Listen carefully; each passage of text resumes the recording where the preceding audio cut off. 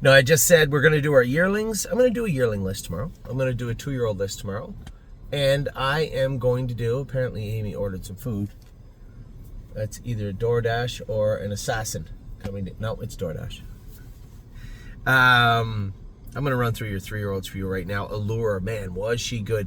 It's hard because when Allure isn't, her Allure's first start, 8-hole. How am I going to race her? How am I going to drive her? I ended up first over. She wasn't awesome, but she was good. Considering she was off 2.5 weeks, first start Lasix. How would she be second start Lasix? Can't wait. Oh, wait, she drew the 8-hole again. All right. I had every intention of just racing her from off the pace. She felt great behind the gate. A couple of the horses in the middle of the gate are kind of falling off the gate. I said, okay, let's go. And I let her dance out of there, dropped her in the 3-hole. Now I wasn't coming again. Honestly, I didn't know she was 8-5 going to the gate. When I saw her last jump, it was 9-2, which I thought was fair from the 8-hole. Given her last line, 9-2 seems fair. 8-5. Somebody had a lot of faith in me in Allure the other night. She raced great. I wasn't coming in with her first over again. So I just sat. Once I got her to the passing lane, she just screamed through the inside in such a fashion that it actually made me think last night on the way home, bigger track? Jesus, filly might be a Mohawk filly.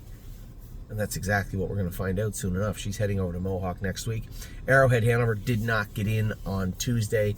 Is there a class at the Meadows? I can't imagine it's a perfect fit. We'll see. We'll see what's on tap for Arrowhead Hanover this week coming.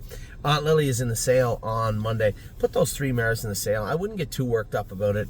I don't know if this is the right time to sell a broodmare. I have no idea if it's the right time. If it is, we'll get paid fair money for those 3 mares. If it's not, then we'll probably retain them all until Harrisburg. So I wouldn't get too worked up about it just yet until we see what's what with these mares on Monday. Blue Ventura drew the 9-hole again this week. It was my only drive on Wednesday. I said, I'm going to go watch at gymnastics rather than, and take nothing away from Blue Ventura. Lovable horse, and I like racing him. So does Tyler. I said, would you mind driving that horse, get the 9-hole? He goes, no, I appreciate it, thank you. Perfect. I don't have to. So Blue Ventura is going to race on Wednesday. Captain Incredible comes back in Monday morning. He'll be back in the barn at the Meadows, back doing his work. We'll have him ready to go sooner than later. And if it turns out that maybe there's not a lot of classes for him at Northfield Park, we will then assess everything. Likely Mohawk. I'll look at Dayton, but likely Mohawk for Captain Incredible moving forward. Chicago Hall trained awesome today. He's in Tuesday at Dayton Raceway. Foxy Seaside's in the sale Monday. I know a couple of our clients had asked to be putting her in, and I'll be happy to buy anybody out. If she goes for next to nothing, I am buying her back. I'm not giving her away. That's the one horse. Every so often there's a horse that we sell, and I'm like, I can see that horse going forward. I really could. And she's that type of horse. To me, I could see Foxy Seaside going forward. So I'm watching the sale on Monday. I'm not giving the horses away, but at the same time, Foxy Seaside is in the sale. Really nice filly, and I think she got some upside there. So does Freedom Hill. Raced great. One of her better races I've driven her has been was on Wednesday in Delaware. She actually raced Tuesday in Delaware. She actually raced pretty good. I was really happy with the way she raced. Couldn't ask her to do much more than that. She had a little pop to her. We've been really aggressive with her liver, and rather than train her on the trot this week, we galloped her. Just a little change of scenery, spark her up a little bit, and she actually was very, very good in Delaware this week. We'll see what she sells for on Monday. Gaslight Hall, not the race I wanted. I got everything done I wanted just on time yesterday, except get for Gaslight Hall's race. I know him a little better than Corey Kreiser, and I suspect I would have been away in the 3-hole, not the 7-hole, not mired in traffic, not 3 wide down the backstretch. That's not Corey's fault. You can't ask him to know the horse he doesn't know. That's unfair.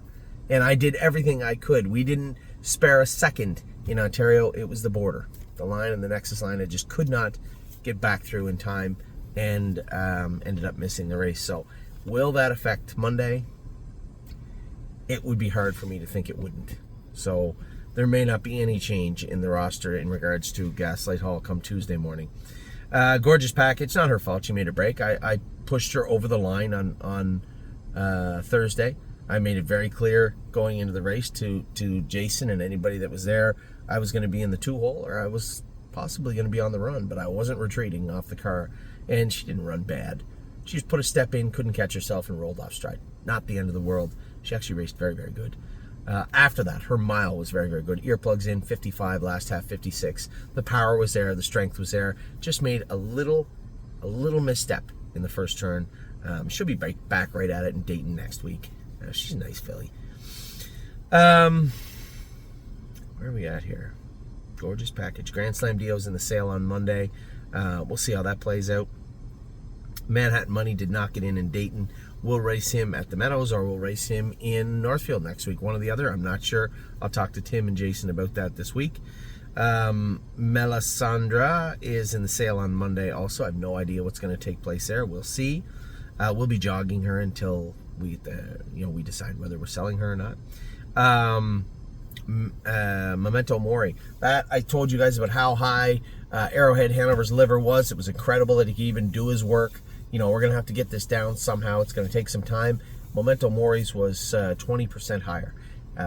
Arrowhead Hanover's was 83, I believe. 101 was Memento Mori's liver count. So he was flat, and I'm trying to find silver linings. Say, geez, he hasn't raced in a bit, I guess. Big track. I don't know what to tell you. He looked a little flat to me, too. And then we get his blood back, and his AST and his liver are high. So there's going to be a little time. At the end of the day, it's as simple as this. He's a trotter that has 3 wins, and we have a lot of room to move with Memento Mori. Is he going in the sale? No, why would he? What's the big hurry to get rid of him? He still owes us 4 wins. We'll get them one way or another. If he comes back over here and goes to Dayton or races at Northfield, we will get there one way or another, but you can't get there with a GGT of 101, that's for sure.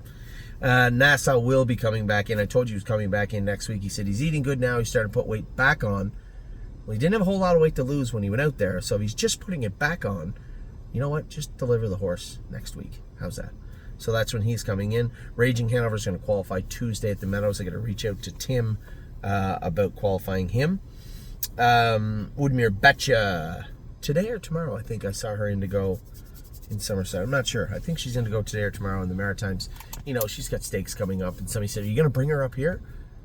No, I'll probably sell her up here. She'll come up here, more than likely. It just won't be with us. We'll see. I'm not, as I said to a guy, cleverly a few years ago, the best exports in PEI are potatoes and lobster. They're the 2 biggest things. So it's tough to bring a mare up here with like 6 wins and 50,000 made and think she's going to transition from the Maritimes to Mohawk or even Northfield or the Meadows. Geez, that's a big ask sometimes. And, somebody in Saratoga or one of those smaller venues would like her, then great. That would make more sense than trying to transition her. But if we have to, we will. We'll see. First things first. Let's see how she races the next few weeks. So Woodmere Betcha is going to be in to go or is in to go. I'm not. You know what? She's last on my list today. I'll check for sure right now. Woodmere Betcha. Saturday, today, 5:45. She races. What are her odds and who's driving her? Odds are 6-1, so she's in a non-winners of 1,000, so she's in open company, and Adam Murner is going to drive her. We'll see how she races. So there you have it, your 3-year-olds, your 4-year-olds. Tomorrow, I'm going to do the 2-year-olds and the yearlings. Maybe the 2-year-olds with Amy. I can't do that until Perfect Thought races, and she doesn't race until 9 o'clock, so I can't do that. Maybe Amy and I'll do the yearlings this evening, do the opening and the 2-year-olds tomorrow. Fair? I think that's fair. Take care, everybody.